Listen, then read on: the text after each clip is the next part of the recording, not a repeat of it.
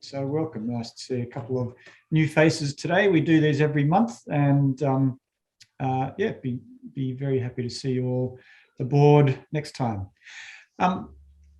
As always, I just share a few slides. We talk through those, and we make sure you're out by 1 o'clock our time, just so you can get off back into your day. So I hope you can see my screen. I'll just put that on presentation. So today what we wanted to talk about is something, as always, every month we find something that's emerging, from our practice and our experience working with clients. John and I work all around Australia and New Zealand, and we keep hearing these stories, so we try and distill something out of that and share it with folks. So today we want to talk about relationships in collaboration, their role, and specifically how to reset those relationships when they go a little challenged, a little pear-shaped, as we know and we see that they do. John, are you letting people in there? Yeah, I will. Yep, that's right. I've got them. So it's about why would we reset our collaboration, our relationships, and how might we do that? So relationships are fundamental in collaboration. We all know that. Organizations can't collaborate, only people can collaborate. And that really is all about people.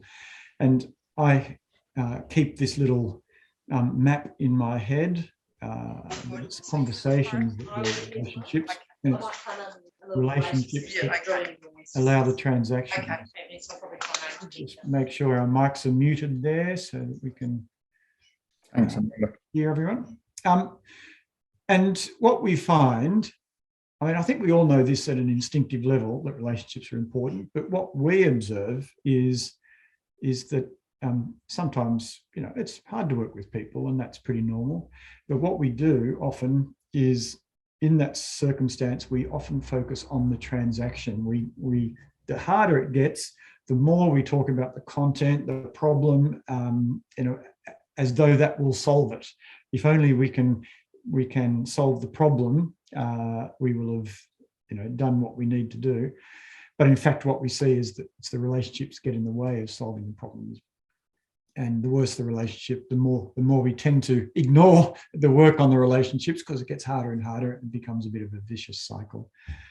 So what we wanted to talk about is what are the signs that we're there, and what might we do about it? So if I was to ask, I wonder what your experience of that is. And feel free to jump in, unmute, and dive in, or throw something into chat. When relationships aren't going that well, when you're collaborating with others and you're starting to feel like wading through treacle, what are the signs of that? What do you notice in your collaboration? What do you notice in your behaviours, or the behaviours in the room? What happens? What are those signs? Stop talking.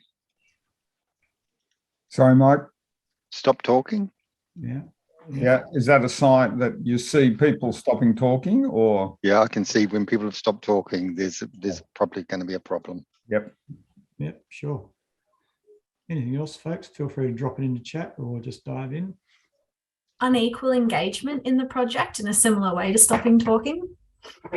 Yes. What does unequal engagement look like, Dominic? What do you mean? I guess some people being the workhorses for the project and others dipping in and out where they see fit. Yeah, not stepping up, not stepping in, not committing, not being accountable for outcomes. It often ends up on just one person, having to do all the work. Yeah, I see that for sure. There's one from CJ: arriving late, leaving early. Yeah, absolutely. I guess a sign of not as committed. Yeah, I'm just not here.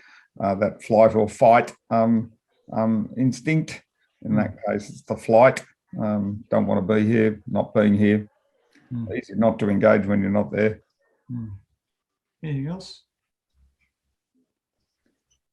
Not delivering on what you said you would deliver. Yeah, not delivering, not committed to the outcome, not making it happen, not having the energy to drive it through to completion. Yeah.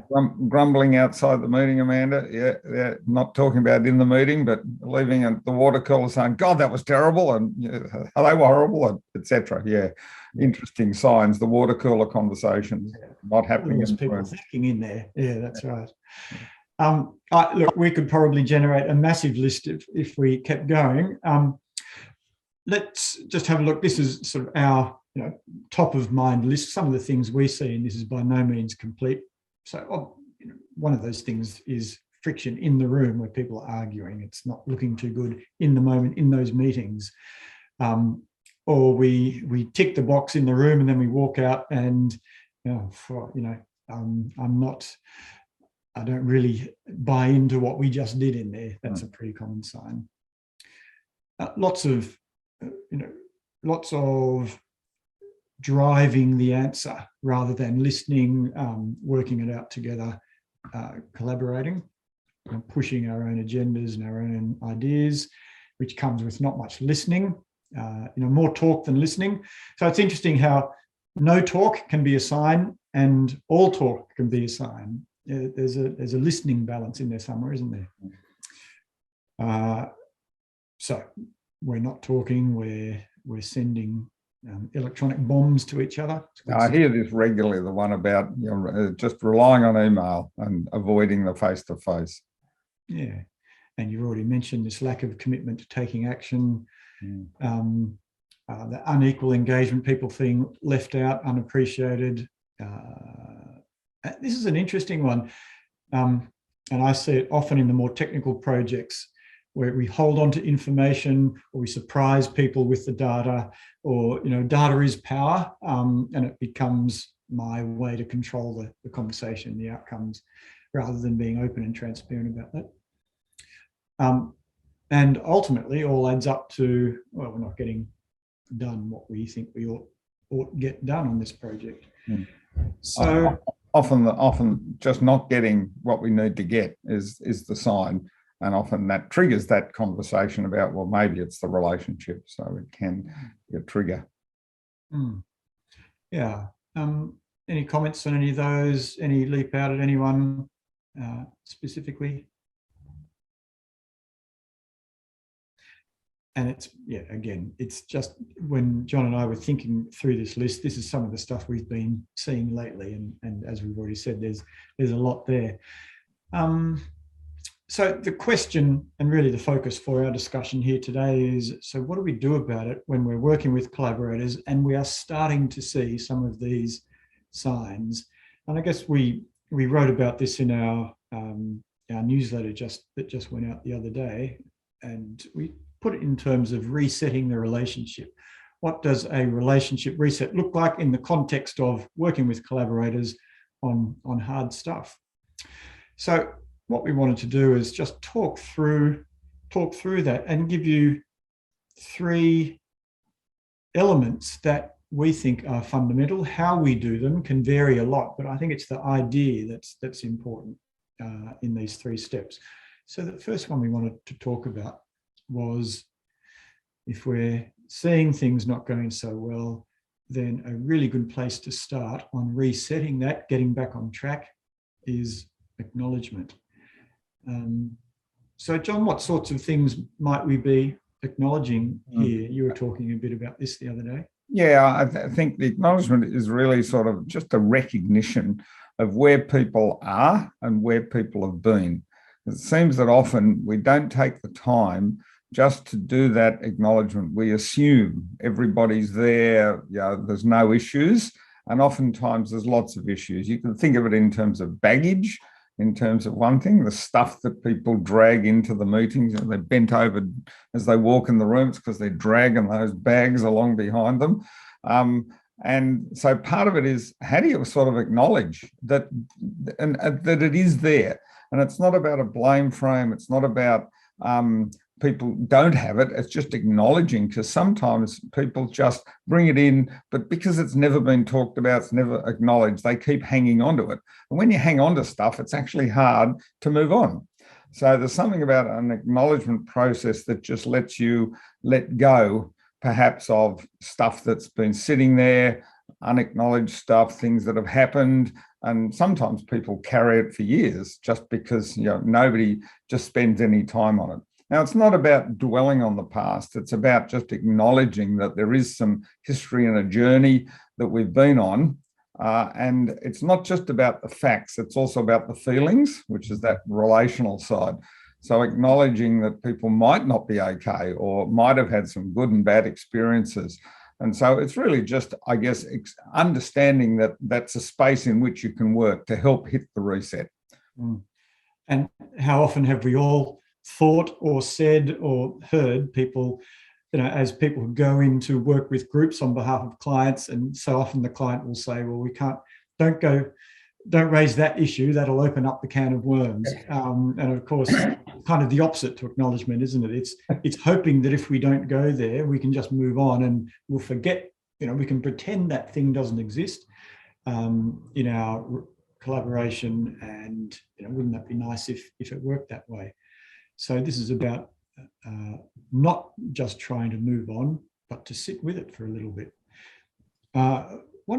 There are many ways to do this, 1,000 ways to do this. So, but one way that we have found very, very useful and really practical and pragmatic, and I use this often, is what we might call the history trip. Some of you have probably seen it, used it yourselves. If this yellow line's a time frame from, some agreed time ago, could be a week ago, a month ago, a year ago, a decade ago, that was back then, 2010 to now. That's our time frame that we are looking back over. And an easy exercise is just to ask people to write on a post-it note, to do this on the wall. What happened? What were the key events? What were the highlights and lowlights? What happened over this past year or 10 years? And importantly, we always like this second question, which is, and how did I feel when that happened? So people are kind of writing two things. What happened? We brought in that restructure. How did I feel? I felt a bit done to. And again, this is, as John said, it's not blame frame, it's just getting out the stuff. Actually, you did this not so long ago. State government and the construction industry it wasn't in New South Wales, it was in another state, and it was looking back over how did we, state government and the construction industry, work through COVID? It was highly disruptive for the poor old builders of big projects, and the state government's a big commissioner of those. And they knew that it hadn't worked, or it could be improved, the way the communication happened. And so we just did this, and we had 30 people in the room, all standing around the wall, and they all did this, both sides of that relationship. And the stuff that came out, was really useful. It was, it gave the development industry a chance to say, we just didn't feel heard. We felt like you didn't understand us because you were giving these rules and regulations, and it just wasn't relevant to our workplace. We had to work on site, for example. And that allows the state government to recognise that experience. We didn't try and solve that experience. That wasn't what it was about, but it was just noting it, telling our stories, acknowledging our stories, and then we were able to look forward, and what would better look like was kind of the next question. If you think about this, if you think about the Truth and Reconciliation Commissions that have happened around the world, the one in South Africa, they did one in Canada to do with the abuse in the church with the Indigenous. And it's that process of actually just exploring and laying out what happened, as painful as it was, is cathartic and actually allows people to move on. So they're perhaps examples of the type of thinking that says the power of that acknowledgement to allow you to then move on. And again, it's not about dwelling on it. People often say, oh, we don't want to bring up the past, but sometimes if the past getting in the way of moving forward, just that acknowledgement, spending a bit of time on it, acknowledging what happened, but also how we felt, high points, low points. It's cathartic. It allows people to say, okay, now I can move on because that hasn't been resolved, but it's been recognised. And often just that recognition is the key point. That's fundamental to all these three pieces that we'll talk through. And if anyone has any questions at any time, feel free just to dive in and ask about that. That's fine too. How do you get people to agree to talk about it? And just because I want to, doesn't mean anyone else wants to hear it. Yeah. And it's only my version of the truth, not the absolute truth. Yes, and that's important too. I think that's what we're exploring, Mike, that it is my version of the truth. It's my story. I own what I put up there. It doesn't mean any more or less than that. This is my truth up there.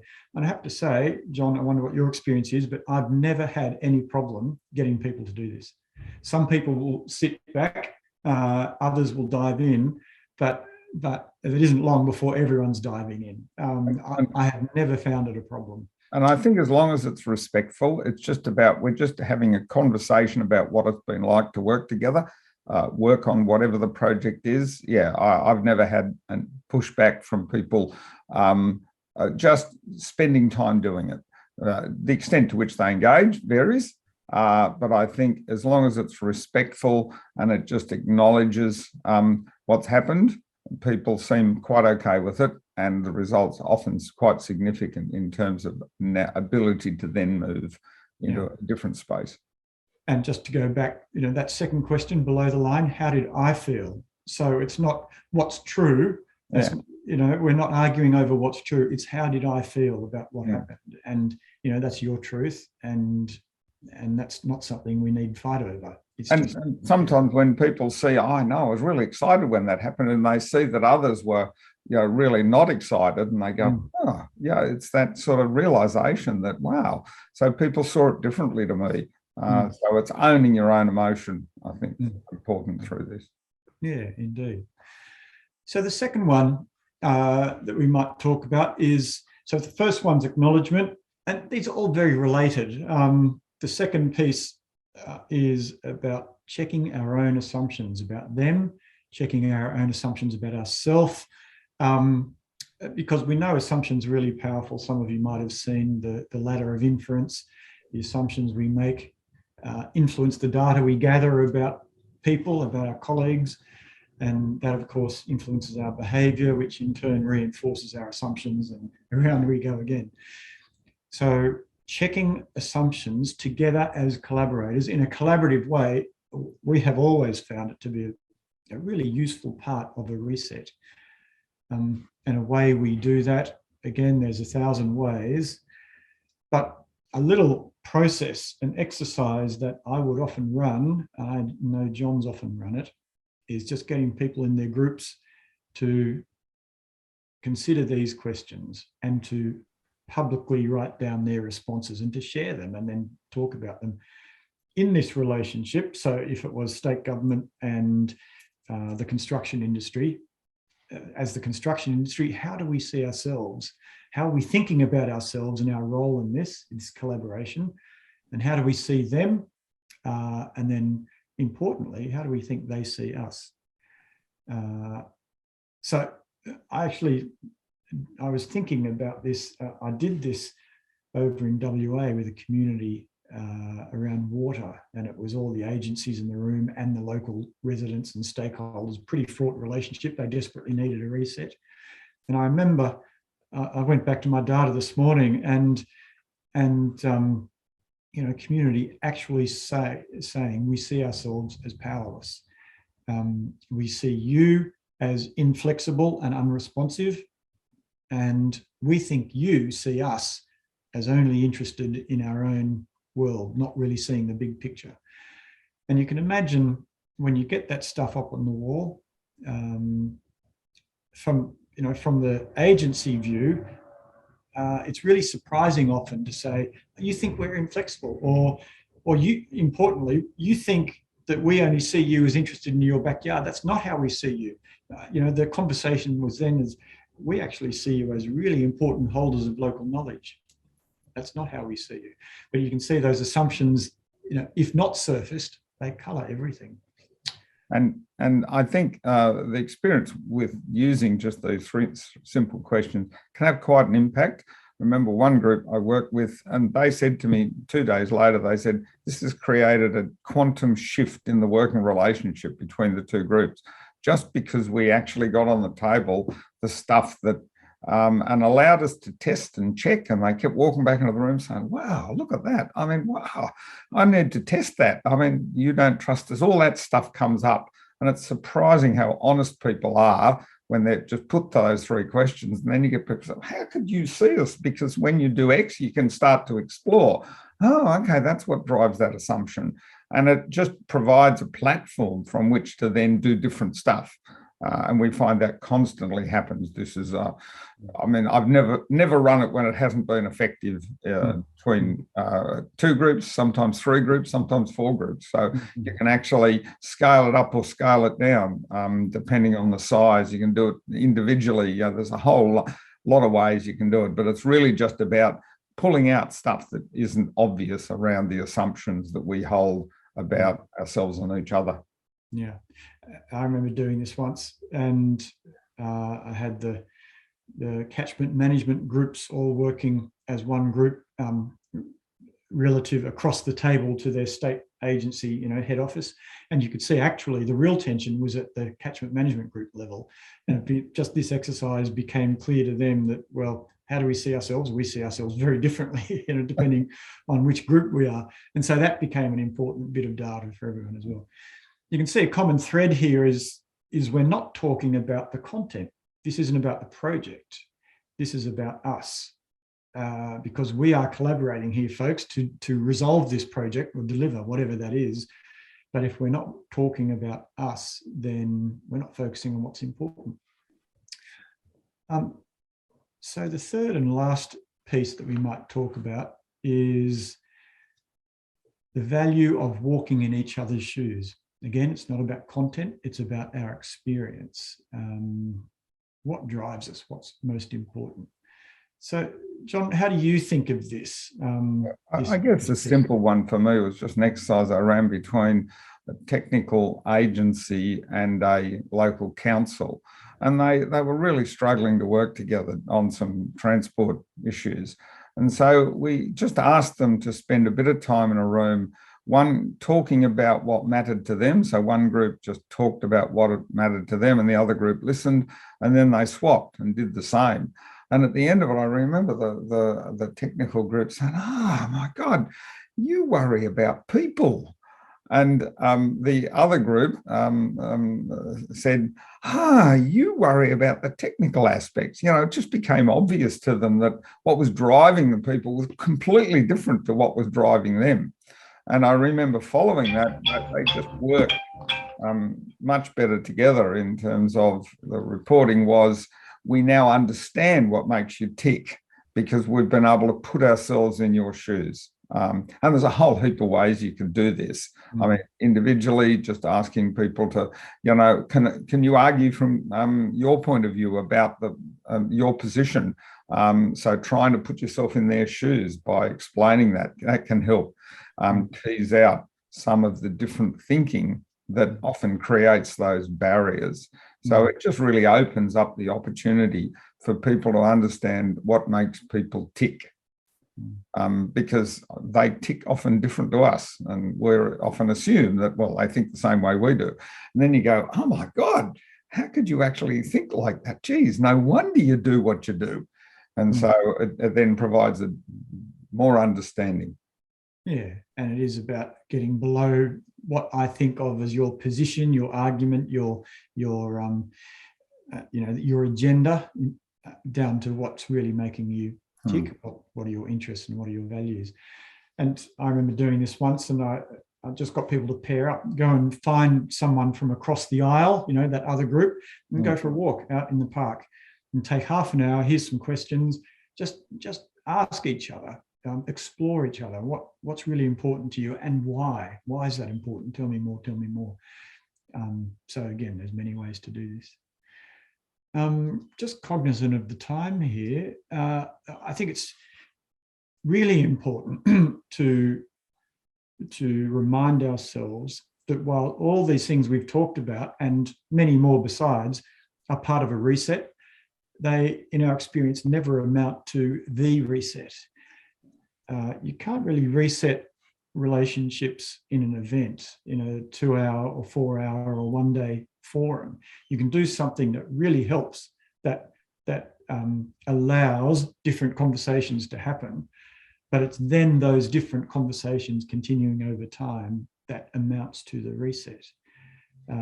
We find that it takes time. You've got to learn the way forward. And it's why tendency to rely on that event as well, that will fix it. And yeah, I mean, events are part of the reset, but it's insufficient in our experience. It can often trigger some different thinking, but it's the practice of what does that mean in terms of how we now behave. And if people don't trust you and that emerged out of the thing, well, that's not going to change because you've just found out they don't trust you. You're going to have to do stuff. So that changes the nature of the dynamic. So it's a journey, not an event. Yeah, an event is key to it. Events. Yes, your quote, John, I'm just looking at my notes about the quantum shift in the relationship you mentioned earlier. And I think that wasn't necessarily in itself a change, was it? No, they had to do a lot of hard work, and I'd have to say they reverted back to business as usual behaviour fairly quickly. And it was more work over time that actually led to a change. Now people would say we're actually working differently, but that didn't happen just as a result of that event. But that was certainly a useful trigger to help that process. Yeah, I think what we're really saying here is that when collaborating with others, what we're doing here is weeding the garden of, amongst us as relationships. And that really is the work of collaborators and collaboration. It's not just the content, the data, the project, particularly when things are getting a bit tough. It's the work of us as a group of collaborators that is really important work that we all can build into our practice as people responsible for getting stuff done through collaboration. At 1 o'clock, that's really all we wanted to cover today. Our next webinar is about provide some different frameworks and a different way to think about this when it's feeling a bit tough, when it feels like we're drowning. How do we reframe that? What can we do? So sort of an extension of what we've talked about today. I'm going to stop that sharing. And any questions, feel free to leave if you need to, but John and I will stick around. Or any questions or thoughts or comments, observations about any of that?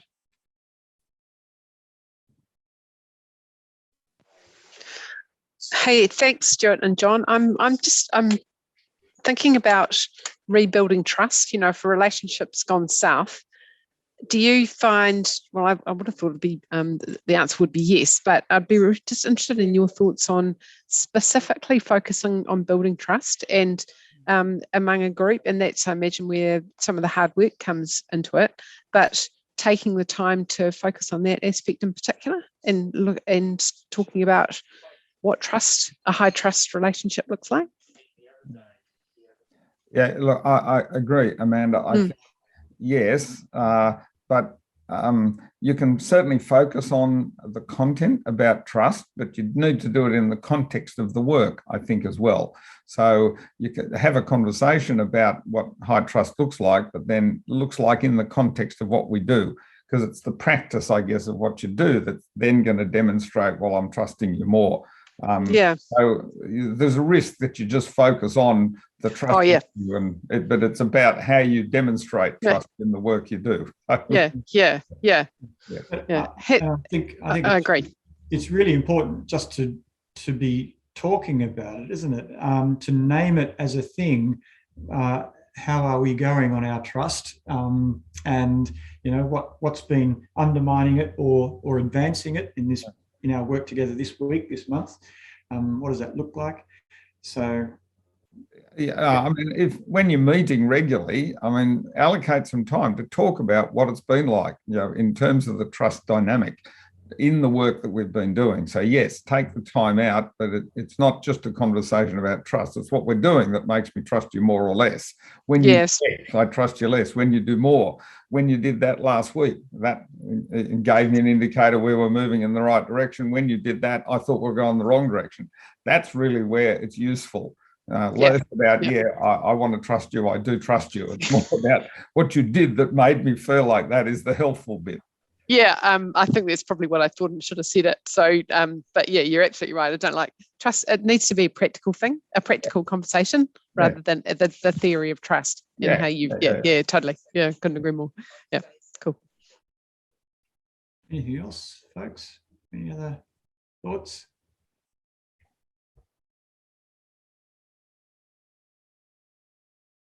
In which case, thanks. Thanks, Louise. Thank you. And we'll send you a recording of the session. See you Okay. next time. Thank you.